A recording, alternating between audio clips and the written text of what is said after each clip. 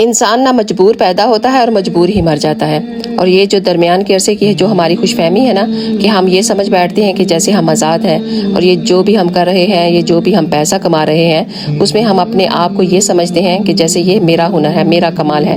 جس میں میں نے یہ سب کمایا ہے. حالانکہ اگر ہم تھوڑی دیر کے لیے سوچیں کہ جو بھی مہربانیاں ہم اپنے اوپر کر رہے ہوتے ہیں، ذرا ہم ان کو ایک سائڈ پہ رکھ لیں اور دیکھیں کہ وہ ذہن اللہ کا دیا ہوا، ماں باپ اللہ کے دیے ہوئے، آپ کا جو عقیدہ ہے وہ اللہ کا دیا ہوا، رزق اللہ کا دیا ہوا ہے، بچے اللہ کے دیے ہوئے ہیں، یہ جو سب آپ کے پاس ہے وہ سب اللہ سبحانہ و تعالیٰ کا دیا ہوا ہے. تو اینڈ میں انسان پھر یہی سوچتا ہے کہ اس کو اپنا کچھ بھی نہیں ہے، وہ صرف ان 70-80 سالوں کے لیے اس دنیا میں کسی اور دنیا کا مہمان بن جاتا ہے. ہم یہاں کچھ عرصے کے لیے ہی آئے ہیں اور ہم سب نے اپنے رب کی طرف ایک دن لوٹ کر جانا ہے بے شک. تو اس دنیا کو دنیا سمجھ کر ہی جئیں اور اللہ کو ہمیشہ یاد کرتے رہیں. اگر ویڈیو اچھی لگے تو ایک دفعہ اس کو ضرور شیئر